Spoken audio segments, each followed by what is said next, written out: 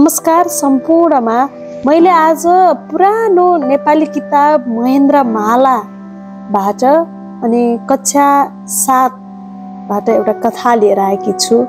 कथाको शीर्षक हो मास्टर की आमा। सुरु गर्छु है त कथा। त्यस घरमा 3 जना जहान थिए। बाबु धनवीर, आमा हरिमाया र छोरा हर्के।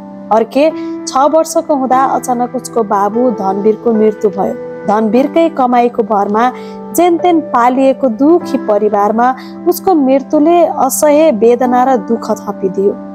सम्पत्तिको नाममा पुग नपुग एक हलको मेलो बाखो बारी थियो। एउटा थारो गाई र 2वटा बाख्रा बाहेक त्यस परिवारमा अरू केही पनि थिएन। बनीबुतो मेलापात गरी 2 बुढाबुढीको पाखुरीको कमाई नै उनीहरूको नगद सम्पत्ति थियो। अब लोग्ने चाहेको मृत्युले बालक छोरो हुर्काउन र आफू पनि बाँच्नका लागि कमाई गर्ने भार एक्लै हरिमायाको टाउकोमा थुपारिदियो। बालक छोरो आफू एक्लै आइमाई। हरिमायाले पुनःसम्मको दुःख पाए।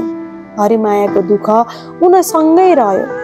आखिर जे भए पनि, जस्तो दुःख र कष्ट आइलागे पनि हरिमायाले दुःख र कष्टलाई आँसु पिएर दबाउँदै छोराको मुख हेरेर दिन बिताउँदै गए। समय बित्दै गयो। समयसँगै हरिमायाको हृदयबाट लोग्नेको मृत्युले पैदा गराएको वेदना पनि बिस्तारै कम हुँदै गयो।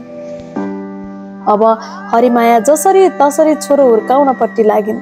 त्यही त हो, छोरो हुर्केर कमाई गर्ने होला, आफ्नो हात खुट्टामा लाग्न छाडेपछि बुढेसकालमा पाल्ला भन्ने मिठो आशा सबै बाबा आमालाई हुन्छ। त्यसमा पनि हरिमायाका लागि आफ्नो एक मात्र सन्तान हर्के धनमाथिको राति गेडी नै थियो। टुरोको दिन एकपटक अवश्य फर्कन्छ भन्ने सम्झेर हरिमाया आफ्नो चित्त बुझाउँदै थिइन्। यस प्रकारले दिनहरू बित्दै थिए। हर्के पनि अब 16 पुगेर 17 वर्षको लाग्यो। ओठमाथि जुङ्गाका रेखी बसे। उसको जिउडाल पनि सर्लक्क परेको निकै लायकको थियो। जिउडाल मात्र होइन, उसको स्वभाव पनि बडो मजासिलो थियो। देख्ने मान्छेहरूले ऊ टुरो जस्तो लाग्दैन भन्दै थिए। हर्केले हुर्केर आमालाई निकै पालो पनि दियो।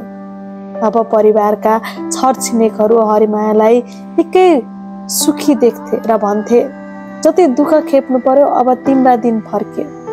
हुन पनि छोरो हुर्केपछि उनले धेरै सुख पाएकी थिइन्। गाउँलेका कुरा सुनेर हरिमाया भित्रदेखि खुसी हुँदै भन्थिन्, तिमीहरूकै भरले यतिको पारे। अब यसको बिहे गरेर एउटी बुहारी भित्राउन पाए मर्दा पनि सजिलै सास जाने थियो।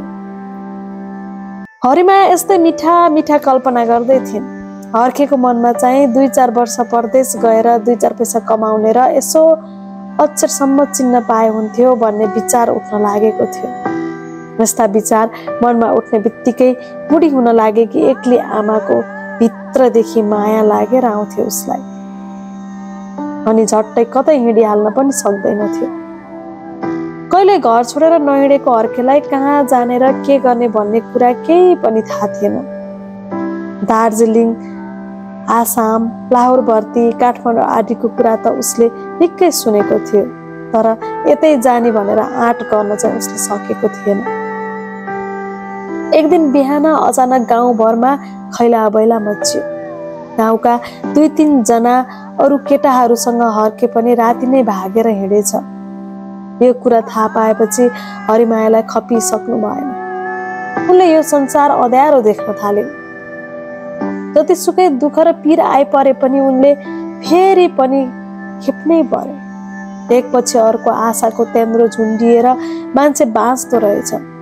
छोरा हुर्काउन कति वियोग सहेर बसेकी, दुःख खेपेकी र आँसु पिएर बाँचेकी हरिमाया हुर्किएको एक मात्र छोराले चटक्क छाडेर परदेश लाग्दा पनि साँझ माझ घरे लाहुरे माइलो, तल्ला घरे हलदार, खत्री जेठो सबै नै एक दिन आएको सम्झेर आफ्नो छोरो पनि एक दिन अवश्य फर्केर आउनेछ भन्ने आशाले फेरि दिन बिताउन थाल्छन्। दिन बित्न केही बेर नै लाग्दो रहेनछ। हर्केले घर छाडेर हिँडेको पनि 7 वर्ष पुगेर 8 वर्ष लागेछ। छोरो फर्केर आउला भन्ने आशा गरेर बसेकी हरिमाया अब घरिघरि निराश भएर धुरु धुरु रुन्छन्। आफ्नो अभागी र दुखी कर्मलाई धिक्कार्छिन्। एक दिन हरिमाया खानपिन गरेर सुत्ने तर्खर गर्दै थिए। बाहिर कसैले बोलाएको आवाज सुनियो। आवाज अस्पष्ट भए पनि लोग्ने मान्छेको हो भनेर प्रष्टसँग चिनियो। हरिमायाले भित्रैबाट को हो भनेर सोधे। यति बेलासम्म ढोका खुलिसकेको थियो। हरिमाया हर्षले गदगद भएर भावुक भए। उनका आँखाबाट हर्षका आँसु बरबरी झर्न लागे। त्यो आउने मान्छे उही हर्के थियो, हरिमायाको धन माथिको रातो गेडी। आमाका आँखामा आँसु देखेर हर्केका आँखा पनि रसाएर आए। हत्तपत्त आँसु पुस्दै हर्केले आमालाई ढोकिदियो। झन् हरिमाया त पहिलेका कुरा सम्झेर साँच्चै नै रुन थाल्यो। हर्केले आमालाई सम्झायो। हरिमायाले खाना बनाएर छोरालाई खुवाए। धेरै बेरसम्म आमा छोरा बसेर गन्थन मन्थन गरे। घरबाट हिँडेदेखिका सबै कुरा हर्केले आमालाई सुनायो। भोलिपल्ट बिहान हर्के आएको कुरा गाउँभरि थाहा भयो। घरबाट हिँडेपछि हर्के काठमाडौँ पुगेर सेनामा भर्ती भएछ र म्याट्रिक पनि पास गरेछ भन्ने कुरा सबैतिर थाहा भयो। हिजो आज हर्के गाउँकै विद्यालयमा मास्टर भएर बसेको छ। उसलाई सबैजना हर्कबहादुर मास्टर भन्छन् र हरिमायालाई मास्टर कि आमा। कथा यही सकिन्छ। कथा थियो मास्टर कि आमा। फेरि पनि यस्तै यस्तै कथाहरू लिएर अर्को दिन उपस्थित हुने नै छु। तबसम्मको लागि बिदा माग्दछु। यदि तपाईहरूलाई मेरो आवाजमा वाचन गरिएका कथाहरू मन पर्छन् भने मेरो यस च्यानललाई लाइक, सेयर र सब्स्क्राइब गर्न नबिर्सिनुहोला। धन्यवाद।